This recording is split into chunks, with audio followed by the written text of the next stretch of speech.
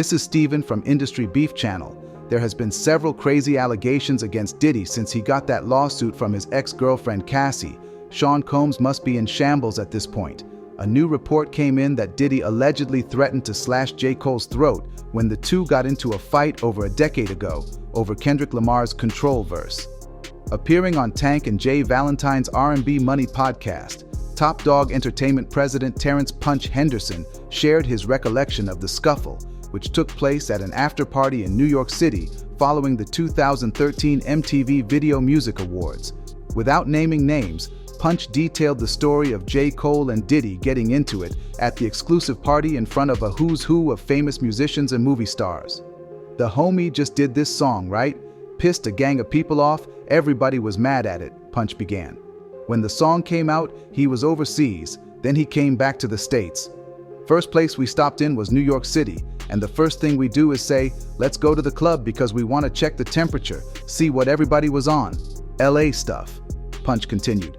"We get to the club. One of the homies approached us and was talking about this particular record. So we're going back and forth.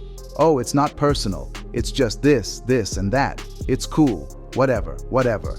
Another one of the homies walk up, he looked drunk and said, yeah, y'all ninjas need to go back and forth and keep it on wax or whatever. So the two dudes who approached us, they get into a little back and forth, a little argument with each other now. What we didn't know is they had got into an argument before we got there.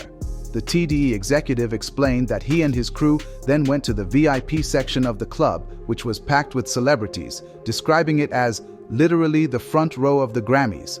The homie that got into it with the other one, he's sitting 2 steps down from me on the couch. Then they came back to him, the ones who got into an altercation earlier," he continued, referring to J.Cole and Diddy. He was like, "If you ever say what you said to me earlier, ninja, I'll..." And he grabbed a bottle from the table and he said, "What you gon' do? Hit me on my head with a bottle?" He was like, "Nah, I'm gonna break it on the table and I'm gonna cut your throat." It was getting tense. So the ninja standing on the ground reached up and tried to grab dude by the neck. So dude reached around and fired on him and they both fell on the table, knocking all the drinks over. It's a scuffle now, a huge scuffle. Punch then said that someone else jumped into the fight and began unknowingly beating up an artist who was signed to their friend's label. Another ninja came who's best friends with one of the super celebrities that was over there. He came and started beating up one of the ninjas that was on the ground, he recalled. He grabbed the ninja and pulled him close and seen who it was, and this dude was signed to his homie. But he couldn't see, he didn't have his glasses on. He felt so bad after the whole thing. He thought they was going at his mans. Punch previously spoke about the brawl on Math Hoffa's My Expert Opinion, albeit with names. Jay-Z and Puff is doing the dinner that they usually do, he said. Puff and J.Cole was talking about the verse and they ended up getting into a little back and forth. When we come in, J.Cole and Kendrick Lamar was talking about the verse. Then Puff came back over and their argument sparked up again. So from there, they ended up getting into the whole scuffle in the club. The TDE president then described Jay-Z's close friend Emory Jones as the winner of the fight. Emory thought somebody was jumping on Jay-Z, so he rushed over there and he got into the middle of the thing.